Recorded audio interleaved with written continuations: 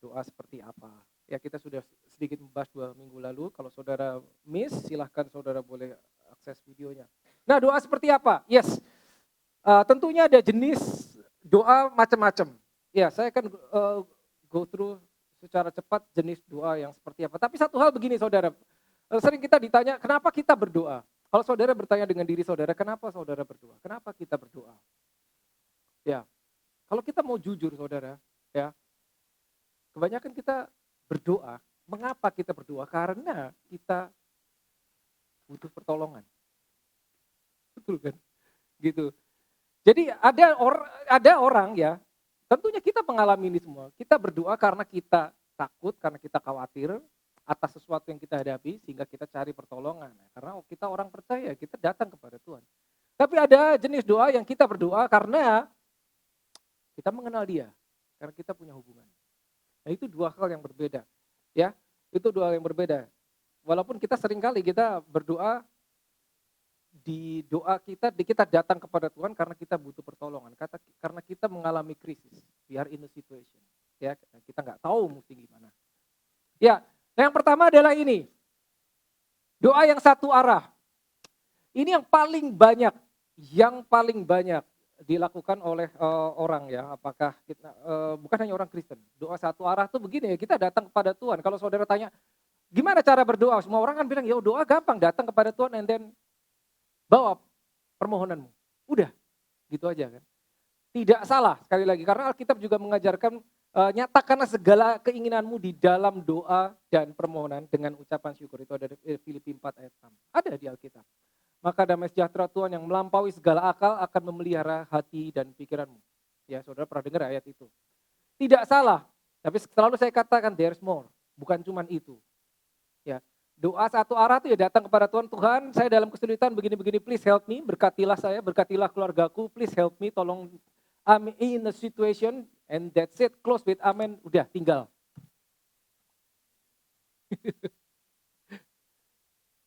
Kita semua pernah mengalaminya.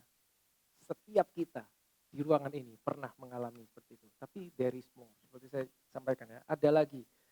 Apa yang berikutnya? Yang ini saudara. Ya, tidak satu arah, tapi kali ini dua arah.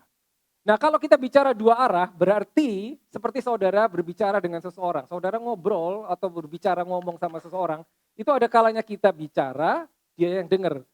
Tapi habis itu kan dibalik toh, dia yang bicara, kita yang dengar. Saudara pernah punya nggak teman atau saudara punya kenalan yang dia senangannya ngomong terus, tapi begitu dia selesai ngomong, kita baru mau ngomong. Sorry ya, udah ya aku sibuk nih, tinggal. Atau saudara pernah telepon, entah saudara punya kenalan telepon, oh dia seneng ngomong, nggak ada koma kayak radio, bunyi terus teret, begitu kita mau ngomong, ditutup sama dia. Karena dia nggak punya waktu. Pernah dalam situasi seperti itu? Atau mungkin ada kenalan saudara yang model begitu? Terus terang ada, memang yang jenis seperti itu orang ada. Dan orang itu biasanya nggak sadar bahwa dia tuh ngomong, terus dia nggak kasih kesempatan orang buat ngomong. Nah, kalau kita bicara doa yang dua arah, itu berarti kita ngomong, tentu pada saat kita ngomong, kita berharap yang kita ajak ngomong dengar, Tuhan mendengar. Tapi setelah itu, gantian biar dia yang bicara, kita yang mendengar. Nah yang ini yang problem. Kenapa? Karena Tuhan tidak terlihat. Nah mostly kita punya mindset kita, mentalitas kita sudah dibentuk bahwa kita hanya bisa percaya sesuatu yang bisa kita lihat. Begitu kita tahu yang ini nggak kelihatan, maka di kepala kita langsung punya pertanyaan begini, apa iya kita bisa mendengar suara Tuhan? Apa iya dia bisa ngomong, kita bisa dengar? Nah kalau saudara ditanya, apakah iya? Ada orang tanya sama saudara, apakah iya menurut kamu Tuhan bisa ngomong? Menurut kamu Tuhan bisa bicara kepadamu? Jawabannya yes, betul. Iya, bisa. Fakta bahwa dia tidak terlihat bukan berarti dia tidak bisa bicara. Dia bicara. The problem is kita belum tentu dengar. Dia hidup, saudara. Jangan lupa. Dia bicara, kita belum tentu dengar. Nah, yang dua arah ini, ya seperti saya bilang, ada di mana di dalamnya bicara dan mendengar. Ini terjadi yang namanya relationship nih loh. Ada hubungan. Mengapa saudara telepon sama seseorang? Mengapa saudara ngobrol sama seorang, berbicara sama seseorang? Karena saudara mengenal orang tersebut. Jarang kita langsung terlibat percakapan, ya, obrolan dengan orang yang nggak kita kenal sama sekali. Kebanyakan karena kita mengenal dia, maka kita berbicara, menghabiskan waktu, berbincang, ngobrol, diskusi. Saudara punya relatif atau orang tua saudara mungkin yang masih di Indonesia. Tapi intinya karena ada hubungan. Nah, ini yang kita harus tahu. Karena ada hubungannya, maka kita bicara. Ya. Now, masalahnya begini saudara, tadi saya udah bilang bahwa Tuhan tidak terlihat. Yohanes 4 ayat 24 berkata, God is a spirit. Dia adalah roh. Kita maunya dia ngomong, kita dengar. Betul toh? But God is spirit. Jadi seringkali dia bicara in spirit juga. Kita menangkapnya dengan roh kita. Titik ini tidak bisa dipahami secara logika, saudara. Tidak bisa. Tapi karena kalau saudara lahir baru, saudara punya Roh Kudus, di dalam saudara ada Holy Spirit-nya, maka roh yang sama itu bicara, saudara bisa tangkap itu. Itu dia. Ya. Bagaimana menjelaskannya? Gak bisa dijelasin gimana. Gak bisa dijelasin, tapi dia bisa bicara. Dan seringkali seperti Alkitab katakan, dia bicara itu tidak keras. Saudara ingat waktu Elia datangi Tuhan berbicara, dikatakan in the still small voice. Ya, seperti angin sepoi-sepoi. Ya, tidak selalu loud. Nah, karena tidak selalu loud, maka seringkali butuh full attention, butuh perhatian kita full. Meskipun dia bisa bicara kapan saja, melalui apa saja, tapi seringkali suaranya itu tidak keras sehingga butuh kita perhatian kita full attention. Nah, pertanyaan berikutnya, kalau gitu bagaimana tahu bahwa itu suara Tuhan dan itu hanya perasaan kita? Seringkali ada pertanyaan gitu kan. Dari mana tahu bahwa itu Tuhan yang ngomong? Atau jangan-jangan cuma hati saya aja yang ngarang-ngarang? Atau jangan-jangan cuma pikiran saya yang keluyuran kemana-mana? Gitu. Saudara sering, mungkin gak sering lah, tapi saudara pernah dengar kan ada orang mengeluarkan statement, God told me. Iya kan? Tuhan berkata kepada saya begini. Ya. Dari mana tahu bahwa itu Tuhan yang bicara dan bukan hati kita sendiri yang tergerak oleh keinginan kita. Karena begini saudara, seringkali kita datang kepada Tuhan dalam situasi punya masalah, minta tolong sama Tuhan. Saya kasih ilustrasi simple. Kita punya pilihan A atau B, kita datang kepada Tuhan. Karena kita tahu kita nggak boleh salah milih. Lord please let me know, Tuhan kasih tahu saya harus lakukan A atau B. Saya harus pergi ke A atau pergi ke B. Tahu nggak? Karena saat kita doa seperti itu, seringkali Tuhan mau jawab bingung. Kenapa? Karena bisa jadi the best answer adalah C. Tapi karena kita sudah mengkotakkan Tuhan yang A apa yang B. Ya kalau saudara yang jadi Tuhan mau jawab gimana coba?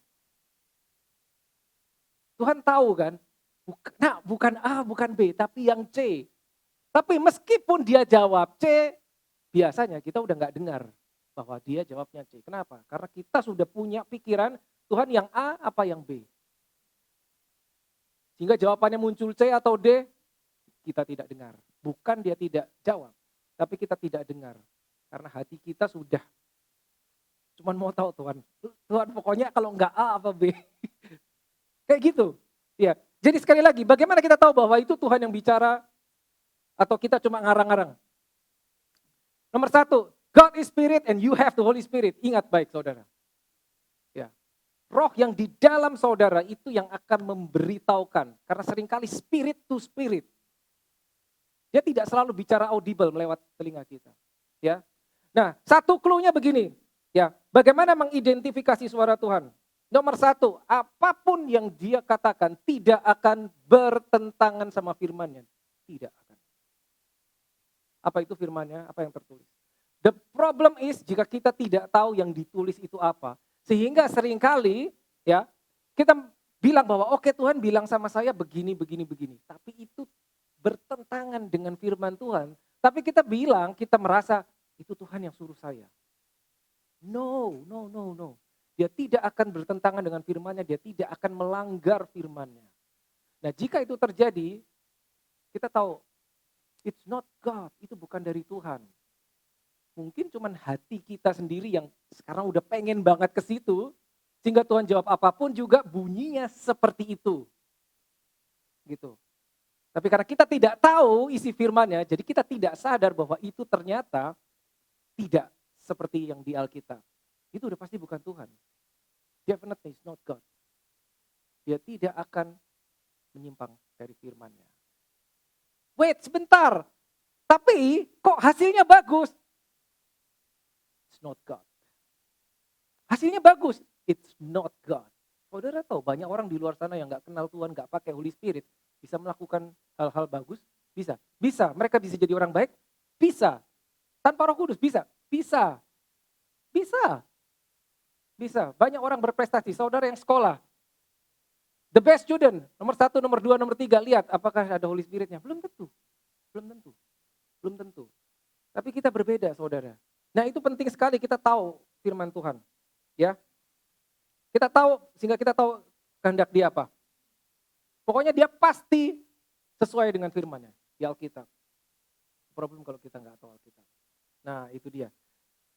Lalu bagaimana caranya? Bagaimana caranya? Kita harus cari tahu kehendak Tuhan. Kita harus cari, buka Alkitab untuk tahu, oh begini, begini, begini. Sehingga pada saat dia berbicara, pada saat kita berdoa dan dapat jawaban doa, kita tahu, oh this is God. Nah, pada saat dia jawab, seringkali kita nggak suka sama jawabannya. Iya toh? Iya toh. Seringkali dia melakukan lebih dari yang kita, jawab lebih dari yang kita minta. Tuhan yang A apa B? Tuhan jawab C. Habis C kamu ke D. Habis D kamu lakukan E. Yang itu nggak enak Tuhan, saya nggak suka. Kalau kayak gitu gimana? Tuhan tidak paksa kita, tidak, karena kita punya kehendak bebas. Tapi pada saat kita melakukan A sama B, risiko tanggung sendiri. Karena itu bukan kehendak Tuhan. Dan seringkali kita tahu Tuhan sudah jawab C, D, habis itu suruh E, kita tetap maunya yang A atau B. Udah, pokoknya yang ini bagus. Begitu kita lakukan dan hasilnya, endingnya, tanda kutip, kacau, kita datang lagi Tuhan, kira-kira datang lagi kepada Tuhan ngomongnya apa? Lord, why? Kenapa Tuhan kau biarkan ini terjadi? Lu aneh. Dia tidak membiarkan, dia udah kasih tahu jangan yang A, B, yang C, D, E. Tapi seringkali dia nggak ngomong jangan yang A, B, dia cuma bilang bukan itu, C, D, E. Enggak Tuhan saya maunya ini, begitu kita lakukan dan hasilnya tidak sesuai atau tidak baik, kita datang kepada Tuhan dan kita komplain seakan-akan Tuhan kau menuntun aku keliru. Betul nggak? Mari kita jujur saudara, kita sering gitu saudara. Hanya karena kita tidak bisa mengidentifikasi kehendak Tuhan. Hanya karena kita tidak tahu firman-Nya. Oke, yang berikutnya, ya tadi satu arah, dua arah. Dua arah ini hanya terjadi jika ada relationship. Berarti harus dibangun. Relationship tidak terjadi dalam satu malam, tidak saudara. Kalau kita tidak pernah menghabiskan waktu sama Tuhan, nggak ajaib jebret tiba-tiba kita punya hubungan sama Tuhan. Meskipun kita ke gereja terus. No. Bisa orang ke gereja terus, tapi hatinya tidak mengenal Tuhan. Bisa orang 20 tahun jadi Kristen, hatinya belum tentu mengenal Tuhan. Karena tidak ada relationship, tidak pernah meluangkan waktu, tidak pernah mencari kehendak Tuhan. Ininya nggak ada, meskipun udah 20 tahun jadi Kristen. Lanjut ya. Nah ini satu tahap lebih dalam lagi, fellowship. Fellowship itu begini saudara. Di mana Tuhan ada, engkau ada, di mana engkau ada, dia ada. Loh, pernyataan itu selalu betul. Because he is everywhere, ya kan? Tuhan itu maha hadir. Sehingga dimanapun kita, dia ada. Itu benar, selalu benar statement itu. Tapi yang saya maksud dengan fellowship adalah apa? Kita bisa merasakan bahwa dimanapun kita, Tuhan itu ada. Meskipun kita tidak sedang dalam sikap doa diam atau di gereja atau di dalam rumah, di dalam kamar. Tiba-tiba kita lagi lagi menunggu bis, menunggu train. Tiba-tiba klik Tuhan bisa ngomong sesuatu. Directly kepada kita. Melalui impression, melalui apa, suara hati, penglihatan, apapun juga. Ini lebih dalam dari yang nomor 2. Tapi syaratnya untuk bisa punya ini, Tuhan harus memiliki hatimu. Tuhan harus memiliki hatimu dengan cara apa? Kita harus memberikan akses kepada Tuhan. Lord, do whatever you want. Akses itu harus kita kasih karena dia nggak akan tanda kutip nyelonong masuk meskipun dia maha segalanya. Karakter Tuhan demikian. Dia memberikan kepada manusia kehendak bebas dan dia tidak melanggar itu. Tapi kalau kita buka hati, memberikan diri kita dimiliki dia, maka dia bisa punya akses ke dalam diri kita dan dia bisa mengintervensi apapun juga karena dia tahu yang satu ini sudah memberikan dirinya. Tangkap saudara maksudnya? Ini nggak bisa dipaksa, nggak bisa. Kita harus berikan kepada dia. Kita harus berikan kepada dia. Hatimu dimiliki Tuhan apa enggak? Itu dia. Kita memiliki dia, tapi belum tentu kita dimiliki dia.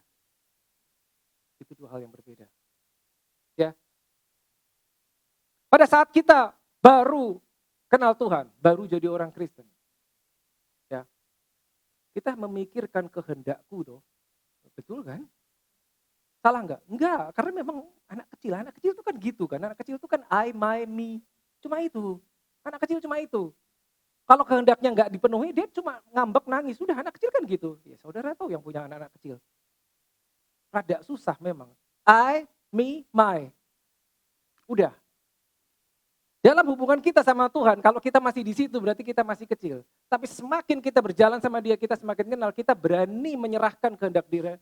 Dan kita berani berkata, let your will be done. Kehendakmu yang jadi. Bukan berarti kita nggak punya kehendak, masih ada. Tapi pada saat itu tidak sama, kita bisa menanyakan, apa yang kau mau Tuhan? No, this is not easy. No. Ya, tapi ini the next step. Ya, untuk sampai tahap ini, ya parameternya satu, obedience, ketaatan. Seberapa kita taat sama dia? Karena dia sekali lagi, saya dulu bilang dia tidak akan intervensi. Dia akan lihat dari perkara-perkara kecil. Oh, dia perkara kecil dia taat. Ya, dia berani percaya sama Tuhan perkara kecil. Maka naik satu step.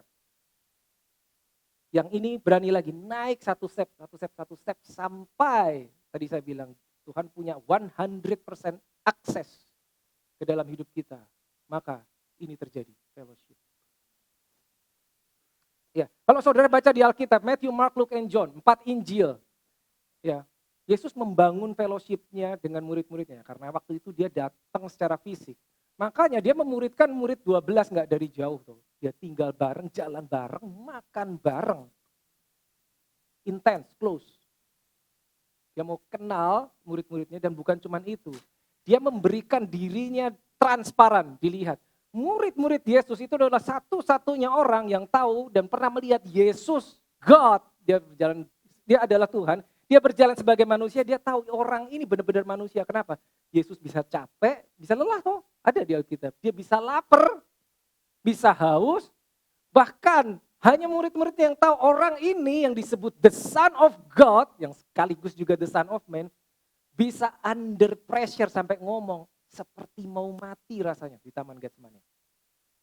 Yesus memberikan dirinya terbuka di hadapan muridnya. Enggak ada yang ditutupi. Karena dia mau ini, fellowship. Tapi demikian pula Yesus terhadap murid-muridnya. Begitu salah dibilang salah. Direbuke. Saudara tahu Petrus rasanya dekat sekali sama Yesus. Tapi Yesus suatu saat pernah bilang sama Petrus, get behind me Satan. Lalu, kalau saudara digituin mungkin besok udah cari yang lain. Itu Yesus, gak ada abu-abu. Hitam adalah hitam, putih adalah putih. Saya lanjut dulu saudara. Ya, ada satu jenis lagi yang namanya corporate prayer. Nah corporate prayer ini doa bareng-bareng. Misalkan saudara dengan satu gereja doa, satu komunitas doa bareng. Ya, ini sedikit beda dengan nomor 1, 2, 3. Pada saat corporate prayer, doa bersama, kita tidak membawa agenda doa kita pribadi. Tidak. Tapi apa yang menjadi global issue di komunitas tersebut, ya, di gereja tersebut, ya, di lingkungan tersebut, itu yang dibawa naik. Dan ini harus ada leadernya. Kalau enggak doanya kemana-mana. Misalkan di sini berapa? 50 orang, yuk doa bareng. Doa bareng. Oke, satu orang angkat doa A, satu orang angkat doa B, tiba-tiba di belakang angkat doa C, jadi nggak kemana-mana. Ya itu nggak bisa demikian, corporate prayer. Ini this is another story lah anyway. Ya, lalu ada ini, nah ini menarik sekali. Intercession, apa itu? Doa syafaat. Doa syafaat adalah pada saat kita berdoa, membawa beban doa bukan kita punya. Kita berdiri on behalf of other people. Ya, untuk orang lain, untuk bangsa, untuk komunitas, untuk gereja. Sekali lagi kita tidak membawa agenda doa pribadi. Ya. Intercession sama prayer warrior, intercessor sama prayer warrior itu sebetulnya tidak sama. Orang yang senang doa, berarti kan orang yang senang berdoa belum tentu intercessor. Oh, belum tentu. Intercessor adalah seorang yang bisa diberi beban oleh Tuhan untuk mengangkat doa buat seseorang lain atau buat bangsa, buat komunitas atau buat hal lain. Tiba-tiba dia mendapat beban, aku harus berdoa buat kota Sydney. Kenapa? Karena banyak orang tidak mengenal Tuhan. Gak ada angin, gak ada hujan. Tuhan sendiri yang taruhkan ke dalam hati orang tersebut. Dan dia angkat doa itu. Meskipun gak ada orang lain yang lihat. Itu intercessor. Itu intercessor. Contohnya, siapa? Saudara ingat Abraham? Cerita Abraham, ya, bagaimana dia berdoa untuk Sodom dan Gomora? Saudara ingat kan ceritanya? Ya. Tuhan datang kepada Abraham bilang, ini ada kota namanya Sodom dan Gomora jahat. Kejahatan mereka telah sampai kepadaku. Ya, kurang lebih gitu. Dan Tuhan mau menghancurkan Sodom dan Gomora. Apa yang dilakukan Abraham? Ini saya fast forward. Doanya si Abraham. Nah ini.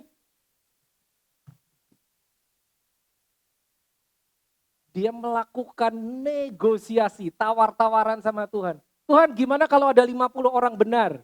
Tuhan bilang, aku tidak akan menghancurkan. Turun lagi, gimana kalau 45? Aku tidak akan menghancurkan. Gimana kalau 40? Gimana kalau 30? Gimana kalau 20? Gimana kalau 10? Look, dari 50 tawar-tawaran sama Tuhan. Manusia tawar-tawaran sama Tuhan. Orang macam apa yang bisa begitu? Abraham belum ada Roh Kudusnya. Tapi dia punya hati, ini kota hancur nih. Kalau aku nggak standing in the gap between God and that city, habis kota itu. Dia masuk sendiri, nggak ada yang nyuruh, tawar. Tuhan 50. Oke 50, saya nggak akan hancurin. All the way down to 10. Tapi kita tahu ceritanya, not even 10. 10 orang benar pun tidak ada. Dan kalau saudara lihat, nih. Pada saat sudah angka terakhir nih, udah kayak mau beli tawar-tawaran harga, lihat nih, lihat. Nih. And he said, I will not destroy it. Ini kata Tuhan, I will not destroy it for the sake of 10. 33. So the Lord went his way as soon as he had finished speaking with Abraham. And Abraham returned to his place. Yang berhenti Abraham apa Tuhan? Abraham yang berhenti. Jadi saudara bisa bayangkan begini. Kalau Abraham nggak berhenti, ceritanya beda. Mungkin Sodom dan Gomora masih ada. Pernah kepikir itu nggak? Ini yang berhenti, ini kan tawar-tawaran toh. Yang berhenti Abraham. Bukan Tuhan yang berhenti. Seorang manusia biasa bisa tawar-tawaran sama Tuhan. Abraham, belum lahir baru, no Holy Spirit. Kalau saudara ada Holy Spiritnya, you can do the same. Abraham cuma mengenal Lot, ponakannya. Satu orang, ya mungkin istrinya, mungkin anaknya Lot 2. Dia tawar sampai 10, mungkin pikirnya masa sih 10 orang gak ada. Ternyata gak ada saudara. Kita tahu ceritanya, habis kota itu. Itu dilakukan Abraham. That's amazing. Nah, itu intercession. Lalu ada satu lagi nih, pray with authority atau prayer of faith. Berdoa dengan otoritas. Nah kalau saudara datang 2 minggu lalu, itu sebetulnya materinya ini, pray with authority. Pada saat kita masuk ke yang satu ini, pray with authority, ya kita tidak memohon, tapi kita memerintah, we command. Kita memerintahkan. Kenapa kok bisa begitu? Karena kita tahu siapa kita di hadapan Tuhan. Contohnya, ini saudara. Ini contohnya. Nah, saudara tahu orang ini kan, Elia. Elia ini orang yang luar biasa. Jadi begini, Kalau saudara baca di kitab Raja-Raja, Elia ini nggak ada introduction-nya. Maksudnya gini, introduction misalnya, saudara baca tentang Musa, saudara tahu Musa itu gimana dulunya kan, orang Israel lahir dari kecil, tahu ada ceritanya gitu. Sebelum dia masuk ke dalam arena itu ada ceritanya, background. Musa lahir kecil, disembunyikan oleh orang tuanya, ya tahu kan, saudara dihanyutkan di sungai dan seterusnya. Abraham pun gitu, ada ceritanya, ada backgroundnya. Semua gitu, Daud ada backgroundnya. Tapi ini nggak ada. Ini nggak ada, saudara ketemu Elia, ya, nggak ada backgroundnya. Begitu nama pertama Elia muncul, udah gini. Tiba-tiba Elia orang Tisbe, udah gitu.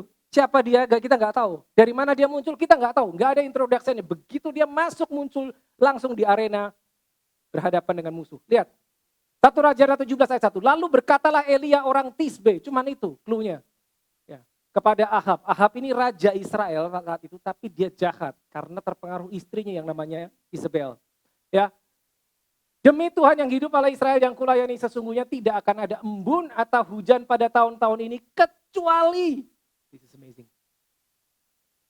Kecuali kalau Tuhan yang berkata, kecuali kalau aku yang ngomong. Wow. Wait, who do you think you are? Siapa engkau? Look, except at my word. Manusia biasa. Tidak akan ada hujan. 3,5 tahun tercatat, bahkan embun pun tidak turun di atas bumi. Seberapa kering. Tidak ada hujan. Except at my word. Power. Authority. Dia punya otoritas untuk menyetop hujan. Kok bisa? Kenapa? Kita nggak tahu sayangnya background orang ini. Tapi ada satu clue-nya. Kenapa dia punya kuasa powerful? Saudara tahu di cerita Elia, bahkan dia bisa manggil api dari langit, toh? Ya kan, itu yang paling terkenal justru. Lihat. And Elijah the Tishbite of the inhabitants of Gilead said to Ahab, as the Lord God of Israel lives, before whom I stand. Before whom I stand. Itu kredensialnya. Berarti dia sudah ada di sini. Before whom I stand. Kalau bahasa Indonesia yang kulayani kurang akurat. Before whom I stand. Maksudnya apa? Dia. Kalau saudara ingat 2 minggu lalu. Minggu lalu. Ya, Mazmur 23. Siapa ingat ayat yang terakhir? And I will dwell di mana? Baru seminggu. Siapa yang di sini minggu lalu? I will dwell where? In the house of the Lord. How long? Lamanya. Dwell in the house of the Lord. Dan saya tanya kan minggu lalu. Bagaimana sebuah rumah itu bisa menjadi rumahnya Tuhan? House of the Lord. Ya, I will dwell. Bukan I will visit. And I will dwell in the house of the Lord. All the days of my life. Sebuah rumah bisa menjadi rumahnya Tuhan jika Tuhan berdiam di situ. Bukan bicara bangunan fisik. Elijah, before whom I stand. Sehingga akibatnya dia punya kuasa dan otoritas yang luar biasa. Ini dia menyetop hujan tidak turun 3,5 tahun. Begitu 3,5 tahun selesai, udah selesai 3,5 tahun, hujan turun langsung. Enggak turun langsung. Tuhan menurunkan hujan, udah selesai waktunya 3,5 tahun. Tidak, dia bilang lagi sama Elia, karena engkau yang menutup langit 3,5 tahun, engkau juga yang harus membuka. Bedanya pada saat dia mau membuka langit, dia berdoa tidak 1 kali. Berapa kali? 7 kali. 7 kali. 7 times. Dia menyuruh bujangnya. Lihatlah ke arah laut. Bujang itu naik ke atas, dia melihat dan berkata, tidak ada apa-apa. Maksudnya dilihat ada awan enggak? Karena udah saatnya hujan turun. Ini setelah 3,5 tahun. Kata Elia, pergilah sekali lagi. Demikianlah sampai 7 kali. Pada ke-7 kalinya berkatalah bujang itu, wah awan kecil sebesar telapak tangan timbul dari laut. 7 times. Pertanyaannya, kalau dia sekali suruh bujangnya, gak ada awan. Dia berhenti. Ceritanya beda. Kalau 2 kali, 3 kali, 4 kali. 5 kali, 6 kali, belum ada awan. Dia stop, ceritanya beda. Karena baru 7 kali. Dia lihat jawaban doanya muncul. Apa yang kita pelajari? Mari kita jujur, seringkali kita berdoa, kita belum lihat, dan kita berhenti. Dan kita mengambil kesimpulan, oh berarti Tuhan tidak berkenan. Oh berarti begini. Oh mungkin begini. Wait. 7 times. 7 kali. 7 kali. Keep pressing forward. Sampai sesuatu terjadi. Kenapa? Karena kita tahu bahwa yang kita doakan itu adalah sesuai kehendak Tuhan. Ya, itu yang perlu kita pelajari. Elia. Dia ingat, dia tidak berdoa memohon kepada Tuhan. Dia command, dia memerintahkan. Ya, dia memerintahkan. There is power. Ya, saya tidak akan ambil semuanya, tapi saudara bisa lihat karena kita waktunya. Ya, saudara bisa lihat orang ini, kita ambil 2 contoh. Nah, satu lagi Musa deh. Oke deh, kita ambil Musa aja. Musa berdoa. Oh, Musa berdoa luar biasa. Yang paling terkenal doa Musa seperti apa? Saudara ingat pada saat di lereng Gunung Sinai, Tuhan mau memberikan 10 perintah Allah kepada Musa. Ya, ingat? Pada saat Musa naik 40 hari, apa yang dilakukan bangsa Israel di bawah? Mereka menyembah berhala, betul toh? Membuat anak lembu emas. Dan Tuhan begitu murka sampai bilang sama Musa begini, Musa minggir kamu, aku akan menghabisi bangsa ini, bangsanya sendiri. Menghabisi semua and I'm gonna start again with you. Maksudnya adalah begini, kurang lebih begini, oke Musa minggir kamu, bangsa ini akan aku habisi dan aku akan membuat bangsa yang baru dari engkau. Itu Tuhan ngomong gitu sama Musa. Tapi Musa intercede, dia step in between murka Tuhan dan bangsa Israel. Dia masuk di tengah-tengahnya dan berkata kepada Tuhan, Tuhan janganlah kiranya engkau murka. Kurang lebih begitu.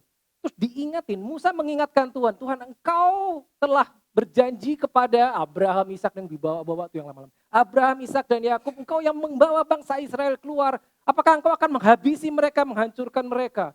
Bagaimana nanti kalau orang-orang Mesir itu dengar bahwa bangsa Israel dibawa keluar hanya untuk dihabisi oleh Tuhannya sendiri. Kurang lebih Musa ngomong gitu. Itu udah mau dihabisi seluruh bangsa. 2,5 juta orang kurang lebih. Gara-gara jatuh ke dalam penyembahan berhala.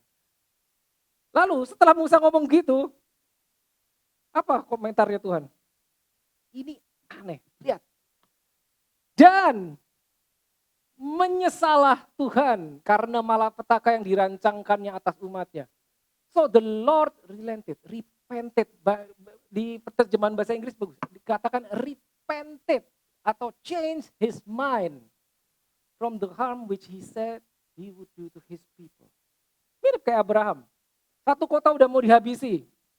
Abraham step in, Tuhan 50. Oke. 45, 40, 30, 20, 10. Sayang dia berhenti di 10. Ini Musa juga kurang lebih melakukan yang sama. Jadi kita tahu ceritanya hari itu tidak jadi bangsa Israel dimusnahkan oleh Tuhan. Karena satu orang, karena Musa. Nah bayangkan kalau ini orang-orang biasa di perjanjian lama, mereka belum lahir baru, belum ada Roh Kudusnya. Sekarang bagaimana saudara? If you have the Holy Spirit in you, which is exactly the same, persis sama dengan Roh Kudus yang ada di dalam Yesus, pada saat engkau berdiri di hadapan Tuhan, kira-kira kuasanya bisa seberapa? Tapi nyadar apa enggak, aware apa enggak bahwa kita punya posisi segitu. Kalau kita enggak tahu, meskipun itu diberikan kepada kita, kita tidak akan melakukan itu. Hanya karena kita lack of knowledge, karena enggak tahu aja. Ya, saya harus cepat saudara, saya skip beberapa. Satu lagi. Ya ini, ini terkenal. Sadrak, Mesak, Abednego, udah semua tahu. Kalau begitu dengar nama 3 orang ini apa? Dapur api, udah, itu aja. Kita tahu mereka dipaksa menyembah berhala, mereka nggak mau, mati harus masukkan ke dalam dapur api. Tapi pada saat mereka dijatuhi hukuman mati mau dilempar ke dalam api, saudara boleh lihat Alkitab saudara, apakah ada mereka berdoa, Tuhan lepaskanlah kami, seperti itu, memohon kepada Tuhan, Tuhan selamatkanlah kami dari hukuman mati, selamatkanlah kami dari api? Tidak. Mungkin mereka tahu Bahwa di Yesaya sudah dibilang, meskipun engkau melalui api, engkau tidak akan dihanyutkan. Meskipun engkau berjalan melalui air, tidak akan dihanyutkan. Melalui api engkau tidak akan dihanguskan. Mungkin mereka sudah tahu. Sehingga lihat jawabannya mereka. If that is the case, our God whom we serve is able to deliver us. Kok tahu banget? Tahu dari mana? Tuhan kami yang kami layani bisa, sanggup melepaskan kami. Yakin bener. Di depannya api. Tapi belum sampai situ. This is yang Lord. And he will deliver us from your hand, O King. 18, ini yang luar biasa. Ini yang gak semua orang berani. But, if not. Tapi jika pun tidak. Let it be known to you, O King, that we do not serve your God, nor will worship the gold image which you have set up. Jadi maksudnya apa? Berani mati. Udah. Mereka punya keyakinan yang solid, Tuhan pasti bisa tolong. Pasti bisa. Itu di depannya api loh. Kita dalam situasi, kebanyakan dari kita, saya tahu kita banyak menghadapi masalah yang beberapa yang cukup besar. Tapi mostly yang kita hadapi bukan life threatening situation. Betul loh. Kalau ini kan mati, orang dimasukin api. Tapi dia lihat, dia mengeluarkan statement dari iman mereka. Tuhan pasti bisa. Tapi kalau toh tidak, mereka nggak berubah imannya. Ini langkah, saudara. Ini langkah. Ini langkah. Ini langkah. Oke, I'll have to close with this.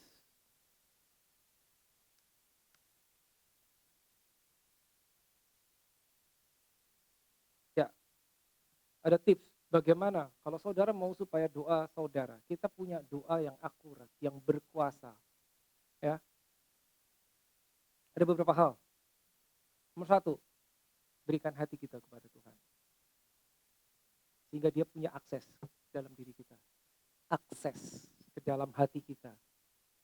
Sehingga terjadi fellowship. Karena dia tahu dia bisa mengintervensi kapan aja. Tanpa kita menutup diri kita. Itu akses, kita yang bisa kasih. Lalu, complete agreement with the word of God. Maksudnya apa? Maksudnya setuju dengan firman Tuhan. Apa yang tertulis, itu firman Tuhan, itu roh dan itu hidup dan itu Tuhan sendiri. Meskipun itu gak enak bunyinya, setuju. Setuju dengan firman. Setuju dengan firman. Sehingga pada saat kau ambil firman itu, taruh di dalam mulut, dilepaskan, itu ada kuasanya. Karena setuju. Kalau nggak setuju nggak ada kuasanya, saudara. Ya. Ada yang menarik di 2 Tawarik 16 ayat 9. Ya. Ya. Karena mata Tuhan menjelajah seluruh bumi untuk melimpahkan kekuatannya. Wow, this is amazing. To show himself strong. Kepada semua orang? No, tidak kepada semua orang. Kepada siapa? Kepada mereka yang bersungguh hati terhadap dia. Bersungguh hati. Whose heart is loyal to him. Sayangnya nggak kepada semua orang. Gitu loh. Dia ingin menunjukkan kekuatan itu maksudnya, hey, I am God, I am God, I am God, I can do this, I can do this, I can do this. Dia ingin menunjukkan bahwa aku ini Tuhan yang berkuasa, tapi hanya kepada orang yang bersungguh hati. Jelas. Sayangnya bukan kepada semua orang. Lalu obey and do the word. Obey and do the word. Lakukan firman Tuhan. Ya, kita sudah pernah dengar itu. Tetapi hendaklah kamu menjadi pelaku firman dan bukan pendengar saja. Sebab jika demikian, kamu menipu diri sendiri. Jadi nomor 1, tahapan pertama adalah mendengar firman, kita tahu. Dan kedua adalah melakukannya. Dan berani melakukannya. Kolose 3 ayat 23. Apapun yang kamu perbuatlah seperti untuk Tuhan dan bukan untuk manusia. Worship team boleh kembali. Lalu, die to self. Ini yang tidak mudah, saudara. Die to self. Rasul Paulus tahu persis. Die to self. Galatia 2:20. Ya, saya ambil versi bahasa Inggris karena di versi bahasa Indonesia saya nggak tahu kenapa ya kalimat yang pertama ini nggak ada. I've been crucified with Christ. Nah, kita tahu Yesus mati di salib, betul toh? Semua orang tahu dari anak Sunday School. Dia mati di salib untuk apa? Kita tahu, untuk menebus dosa kita, untuk menyelamatkan kita. But Faktanya bahwa I have been crucified with Christ. Aku telah disalibkan bersama Kristus. Ini enggak semua orang tahu. Wait. I have been crucified with Christ. Kapan? Paulus bilang, aku telah disalibkan bersama Kristus. Kapan? Yesus disalibkan 2000 yang lalu, tapi dia mengatakan statement ini, I've been crucified with Christ. Kapan? Tahu saudara kapan? Pada saat kita meletakkan kehendak kita itu die to self. Kita membiarkan Tuhan kehendakmu yang jadi, meskipun itu gak enak. Itu berarti crucified with Christ. Sehingga kalimat berikutnya masuk akal. Bukan aku lagi yang hidup, tetapi Kristus hidup di dalam aku. Statement ini, bukan aku lagi yang hidup, itu membuktikan bahwa akunya udah mati. Kapan matinya? Ini, pada saat disalibkan bersama Kristus. Sehingga kalau aku mati, maka yang hidup Engkau Tuhan. Maka kehendakmu yang jadi, bukan kehendakmu. Dia tahu. And the life, ya mana tadi? Ya, and the life which I now live in the flesh, I live by faith in the Son of God who loved me and gave himself for me. Berikutnya, tinggal 2 poin. Repent, menarik. Repent itu berarti change your mind. Ubah pikiran. Repent if you are out of his will. Now gini, kita sudah lahir baru, kita berjalan dalam Tuhan, kita mengenal firman Tuhan, kita belajar firman Tuhan. Seringkali kita melenceng, betul loh. Ada hal-hal di dalam hidup kita yang tidak akurat. Dan kita tahu, harusnya aku gak gini. Titik itu engkau tahu karena ada Holy Spirit. Disadarkan. Begitu titik itu disadarkan, repent, berubah, harus berubah. Jangan stay di situ. Kalau kita tahu yang kita buat itu meleset, tidak berkenan di hadapan Tuhan, tidak sesuai firman, repent, bertobat dan berubah. Jangan diam di situ. Kalau kita sudah tahu itu keliru dan kita tahu itu nggak benar, tapi kita diam di situ dan terus melakukannya,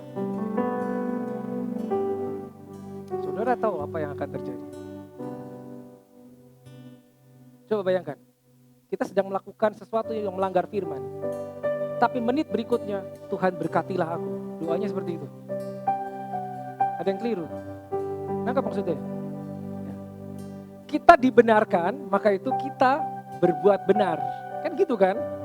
Bukan kita melakukan yang benar, maka kita dibenarkan. Karena kita dibenarkan, maka kita berbuat benar. Jangan terbalik, gitu loh. Sehingga pada saat kita tahu ada yang tidak benar, kita harus berubah. Sehingga yang sisanya, apakah berkat Tuhan, perlindungan semuanya, itu masuk. Karena kalau enggak, ini yang menghalangi saudara.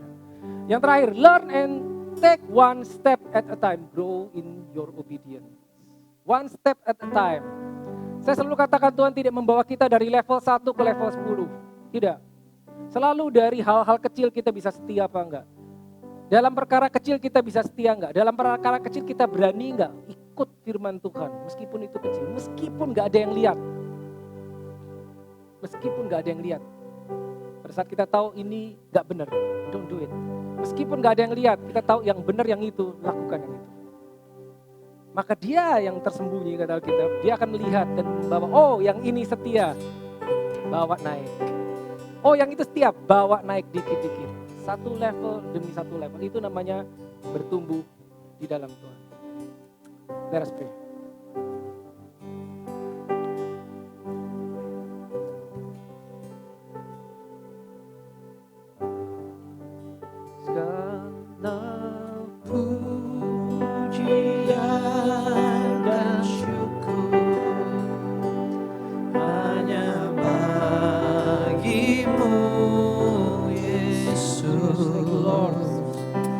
Dengan apakah